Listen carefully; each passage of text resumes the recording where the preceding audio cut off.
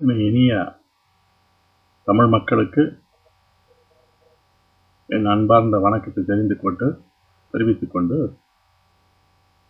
என் குருநாத வேதாத்திரி மகரிஷி அவர்களின் நல்ல ஆசையுடன் இன்று திருமந்திர மாலையில் 10 வாயுக்கள் என்பதை பற்றி பார்ப்போம். இதில் ஒரு வாயு தனஞ்சேன் என்ற வாயு,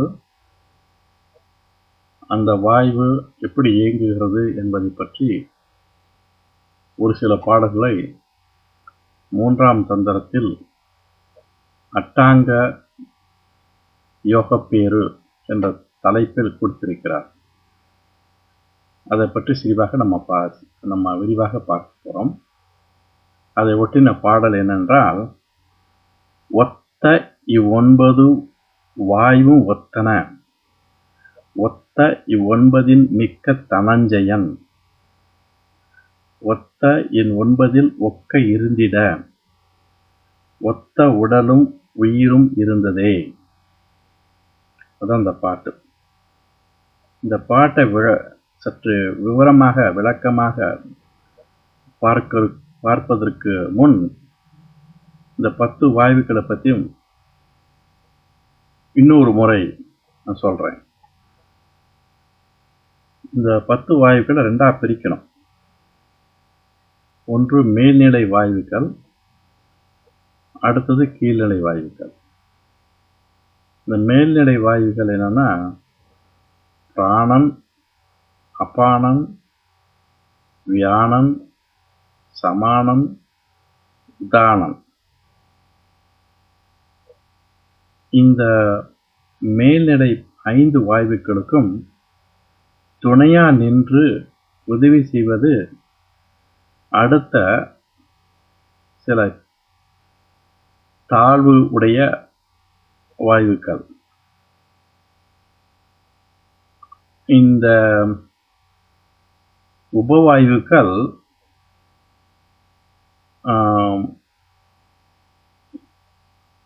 தனித்தனியாக ஒவ்வொரு உறுப்பிலும் ஒவ்வொரு காரியத்தை முன்னிட்டும் நடந்து வருகின்றன. பொதுவாக சொன்னால் இந்த கொஞ்சம் கீழ்நிலையில் இருக்கிற வாயு, அதுக்கு பேர் உபவாயு. இந்த வாயுக்கள், அதற்கு பேர் என்னன்னா நாகன், கூர்மன், கிருகரன், தேவதத்தன், தனஞ்சயன். இந்த வாயுக்கள் 5ம் இந்த மேலே சொன்ன இந்த பிராணன், அபானம், வியானம், சயானம், உதானம், இந்த வாயுக்களுக்கு துணை புரிந்து இயங்கி வரும். அதனால இது கீழ்நிலை வாயு என்று சொன்னால் கூட அதை நம்ம விட்டுட முடியாது. அதற்குன்னு சில வேலைகள் இருக்குது. அதுதான் இன்னைக்கு பார்க்க போறோம். இதெல்லாம் நீங்க கேள்விக்கூட பட்டிருக்க மாட்டீங்க. சற்று விளக்கமாக பார்க்கலாம். இப்போ பிராணன் என்று சொல்றோம். இந்த பிராணனை இயங்கி வரக்கூடிய பகுதி என்ன? எந்த இடத்துல அதிகமா பிராணன் இயங்குது? பிராணன் தான் இருக்கிறதுலே நம்பர் 1 வாயு. அந்த பிராணன் எந்த இடத்துல இயங்கி வருது, அதனுடைய முக்கியத்துவம் என்ன அப்படிங்கிறது இப்ப பார்க்கலாம். என்னன்னா, அதாவது இருதய பகுதி,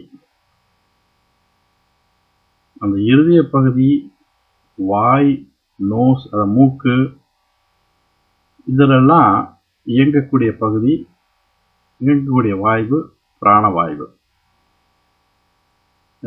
ஏன்னா விருதியம்தான் அது துடித்துக்கொண்டே இருப்பதனால அது இந்த காற்றையும் ரத்தத்தையும் ஒழுங்கா அனுப்பி வைத்துக்கொண்டே இருக்கும் எல்லா இடங்களுக்கும். அதனால இந்த பிராணன் என்னன்னா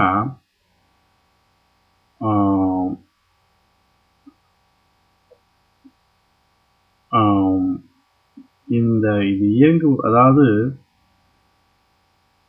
இந்த வாய், மூக்கு, அப்புறம் நெஞ்சு பகுதி, இருதய பகுதி, இதெல்லாம் ஒழுங்கான முறையில் இயங்குறதுக்கு இந்த பிராணவாயு தான் முக்கியத்துவம் வாய்ந்தது.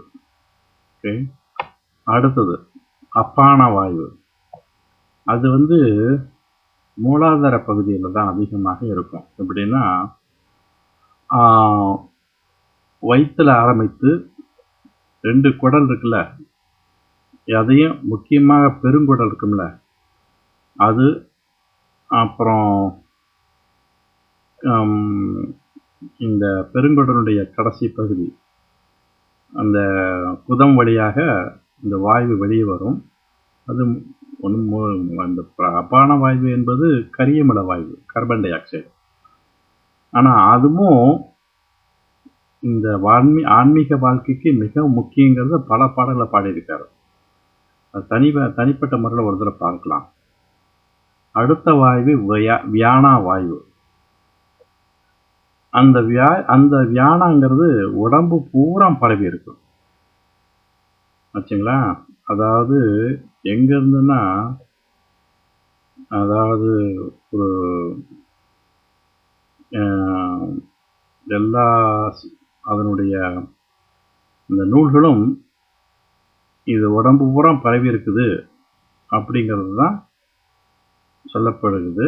ஆனால் எதனாலனா, இந்த உடம்புல எல்லா இடங்களிலையும் இந்த சக்தியானது சம அளவில் இருக்கணும் அப்படிங்கிறதுக்காக தான் இந்த வாயு பயன்படுத்தப்படுகிறது. அடுத்தது சமான வாயு. அது என்னன்னா, அதிகமாக இருக்கக்கூடிய பகுதி இந்த நேவல் என்ற கூட, அதாவது தொப்புள் இருக்க இடம். அது இந்த நம்ம சாப்பிட்றதுக்கு உதவியாக இருக்கும் சமான வாயு வச்சுங்களா. அதாவது எல்லா பகுதியும் நிறைந்திருந்தா கூட உடம்பு பூரா நிறைந்திருக்கும். இருந்தாலும் முக்கியமாக அதிகமாக இயங்கக்கூடிய பகுதி வயிற்று பகுதி. அப்புறம் உதானா என்ற பகுதி. அது என்னன்னா, இந்த தோள்பட்டை, இந்த தொண்டை, இந்த பகுதியில் அதிகமாக இயங்கு கொண்டிருக்கும் உதானா என்ற வாயு. இதான் மேல்நிலை 5 வாயுக்களை பற்றி, மேல்நிலையான 5 வாயுக்களை பற்றி சற்று விளக்கம். அடுத்தது இப்ப கீழ்நிலை வாயுவுக்கு போவோம். இந்த கீழ்நிலை வாயுக்கள் நாகன், கூர்மன், தேவதத்தன், கிருகன், தனஞ்சியன். இந்த ஒவ்வொரு வாயுவும் ஒவ்வொரு வேலை செய்யுது. அதை நான் சொல்றேன். இப்ப எப்படின்னு, என்னென்ன வாயு என்னென்ன செய்யுதுன்னு சொல்றேன். இப்போ நாகன் என்ற வாயு எடுத்துக்குவோம். இந்த நாகன்கிறது நம்ம நமக்கு இது வருது இல்லையா, அதாவது விக்கல் வரும்ல, இந்த விக்கலுக்கு காரணம் நாகன்கிற வாயு. அப்புறம் இந்த சலிவா வாயில வரும் இல்லையா, அதையும் அதை கண்ட்ரோல் பண்ணக்கூடிய வாயு நாகன் வாயு. சலிவா உற்பத்தி ஆவதற்கும்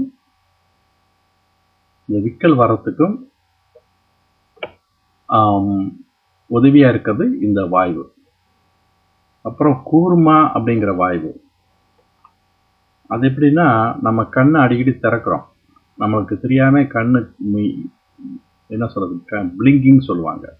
கண்ணு மூடி திறக்கும், மூடி திறக்கும். அது நம்மளுடைய அறியாம நடக்கக்கூடிய ஒரு செயல். அந்த செயலை உண்டு பண்ணக்கூடியது இந்த கூர்மா என்ற வாயு. அடுத்தது நமக்கு பசி தூண்டக்கூடியது.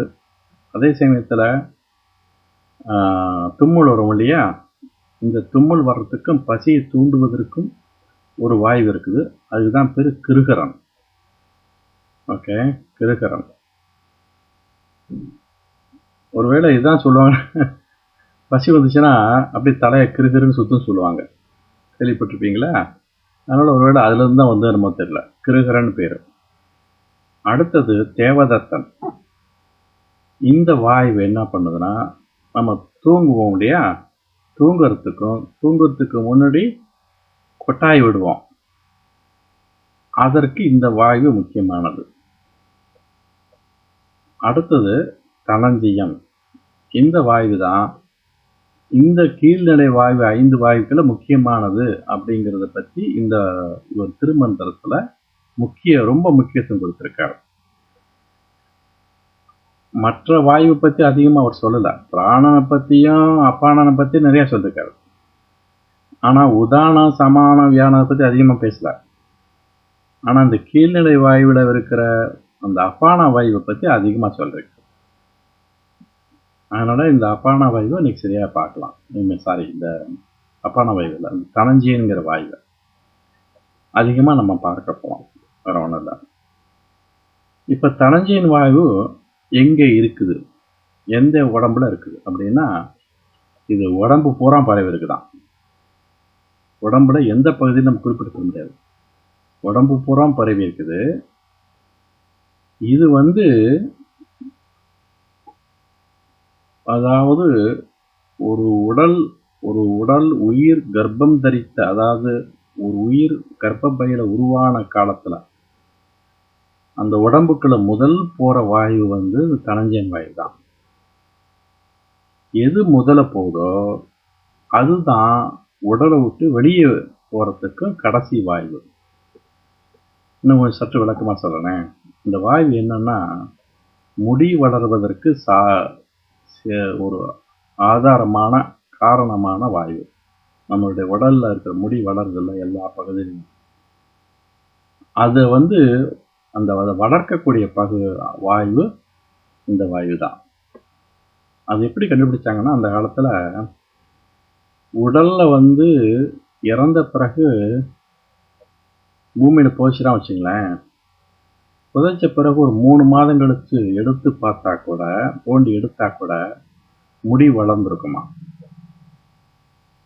உடல்ல போடும்போது எவ்வளவு முடி இருந்ததோ, இந்த குழியில போடும்போது எவ்வளவு முடி இருந்ததோ அதை விட அதிகமாக வளர்ந்துருக்குமா.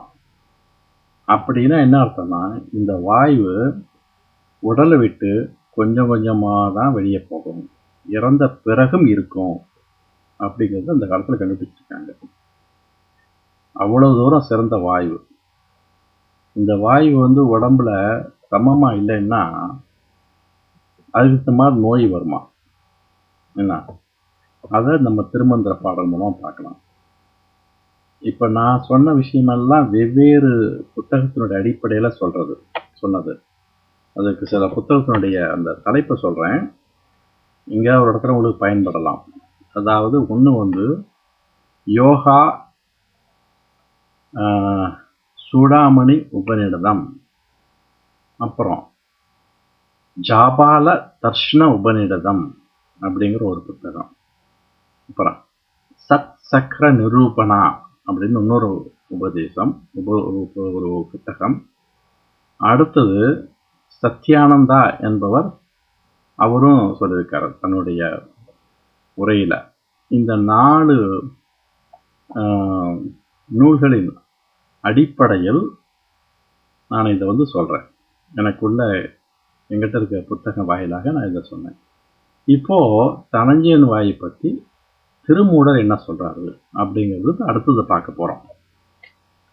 அதான் அந்த பாட்டு சொன்னேன்ல, 9 அப்படி சொன்னேன்னா, 9 ஒத்த 9 வாயுவும் ஒத்தன அப்படின்னா என்ன அர்த்தம்னா, இதுல இந்த 10 வாயுல 9 வாயு இருக்கு இல்லையா, தனஞ்சயன் வாயுவை தவிர அந்த 10 வாயு 9 வாயுவோட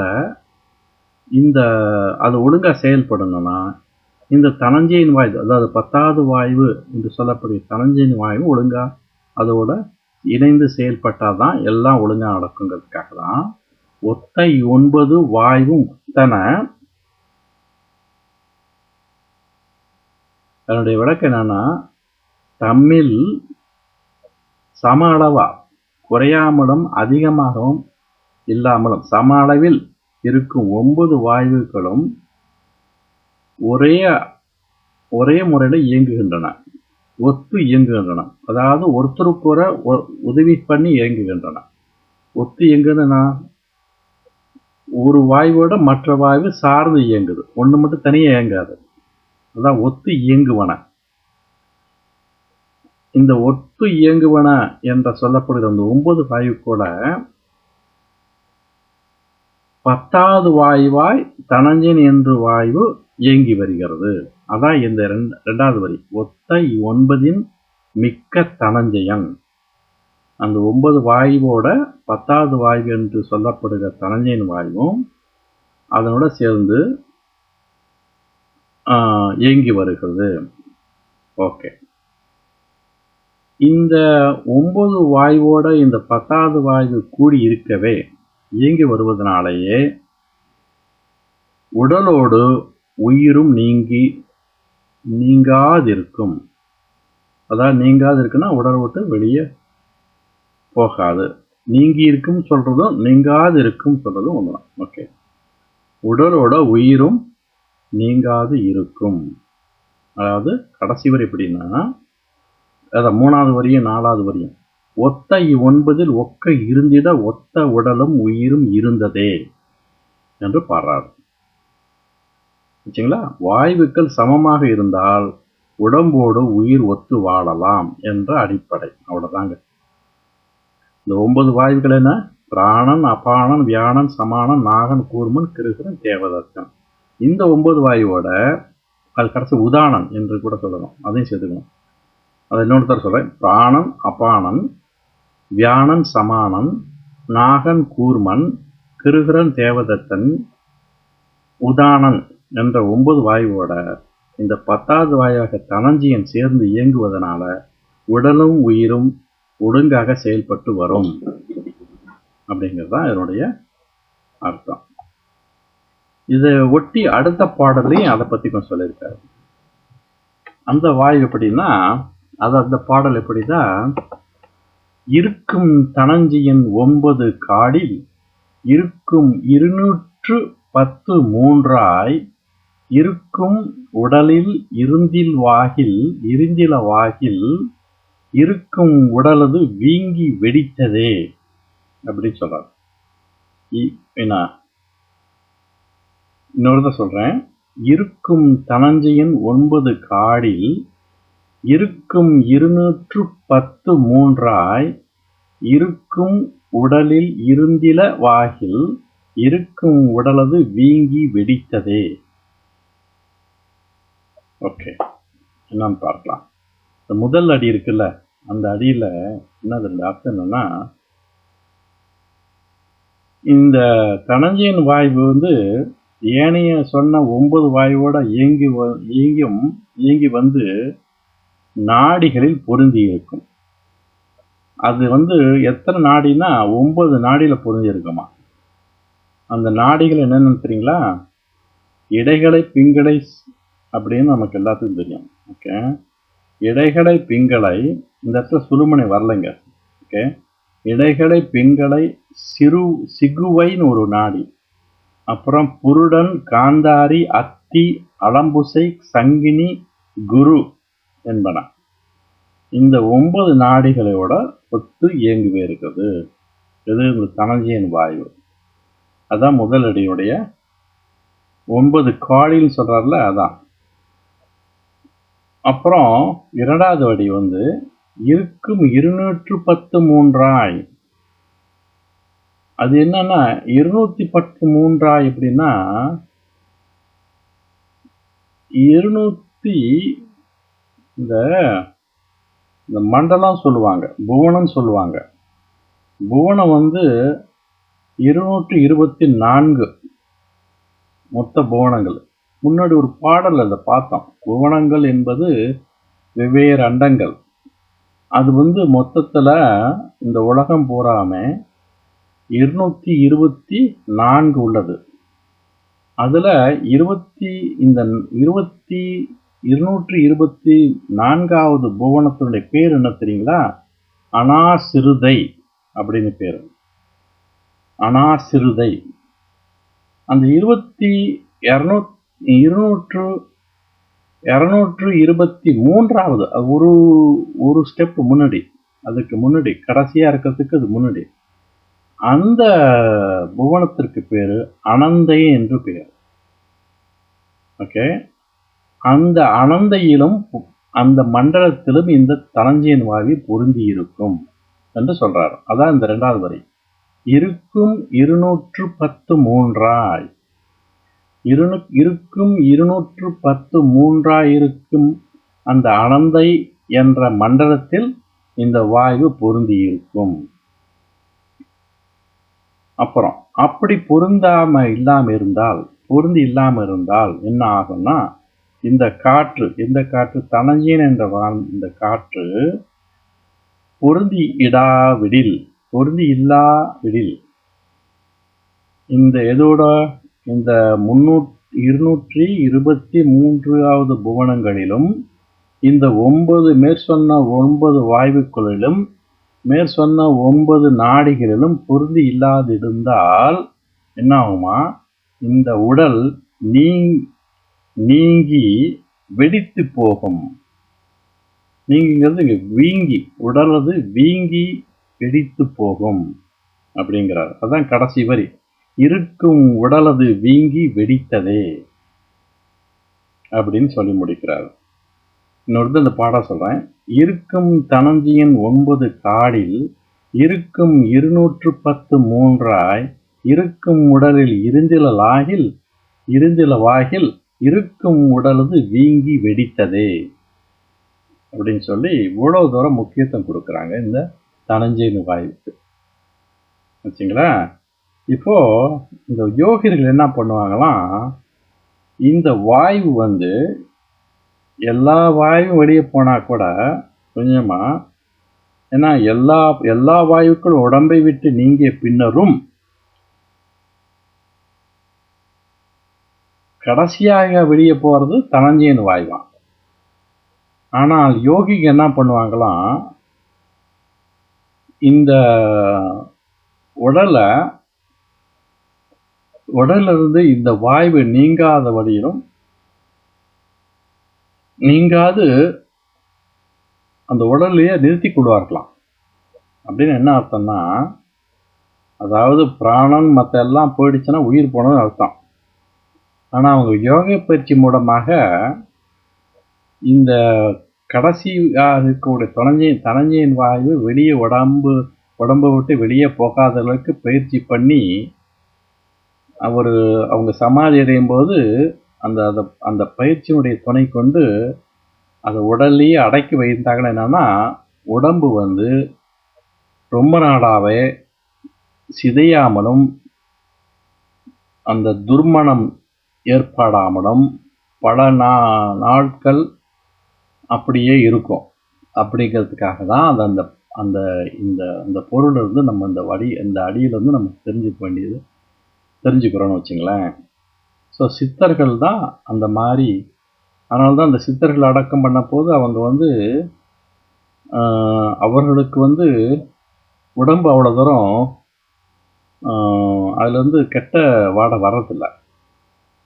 அவர்களை அடக்கம் விதமே வேற மாதிரி. ஓகே, அவர்களை படுக்க வைத்து பண்ணக்கூடாது, எரிக்கக்கூடாது.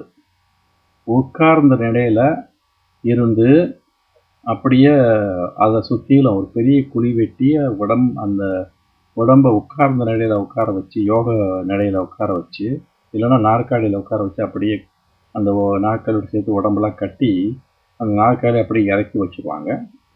அப்புறம் அது மேலே என்னென்ன பண்ணுவாங்கன்னா, விபூதி நிறைய கொட்டுவாங்க. அந்த குழி பூரா கொட்டி அந்த வில்வம் இலை இருக்குல்ல, அதையும் நிறைய போடுவாங்க. அப்புறம் வேப்பந்தலையும் நிறைய போடுவாங்க. போட்டு கடைசியாக அதை மூடி மேலே ஒரு சமாதி மாதிரி கட்டிடுவாங்க. இதனுடைய உள்ள அர்த்தம் என்னன்னா, அப்படி செஞ்சால் அந்த உடம்பு அந்த மண்ணால் அரிக்கப்படாமலும் அது அந்த போட்ட அந்த விபூதியும் அந்த மற்ற அந்த இலைகளும் அவங்க அந்த உடம்பை பாதுகாக்கும். ரொம்ப நாளாகவே கெட்டு போகாமல் இருக்கும். அதுதான் இன்றைக்கி நடந்து வருது. யோகிகளை அடக்கம் பண்ண போகுது.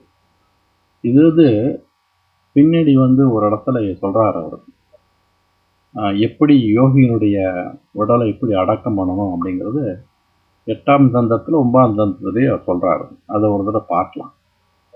என்ன அதனால் என்னென்னா, இப்போ யோகியில் நெருப்பில் விட்டு வேக வைத்தால் என்ன ஆகும், நாட்டுக்கு கெடுதலுங்கிறத பற்றி தான் அதெல்லாம் சொல்லுவார். அப்புறம் அடக்கம் பண்ணது மட்டும் மாட்டாது, அடக்கம் பண்ணி அதை வணங்கி வரணுமா, தினமும் தீபம் ஏற்றி அதை வணங்கி வரணுமா.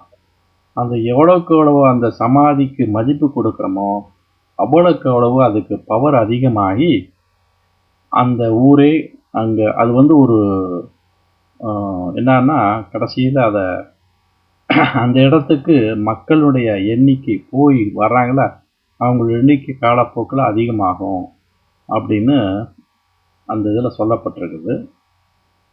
அதனால தான் இன்றைக்கும் சித்தர்கள் இருக்க இடம் கோயில் எல்லாமே அவங்க பல மக்கள் போய் பார்க்கறதுக்கு காரணம் தான்.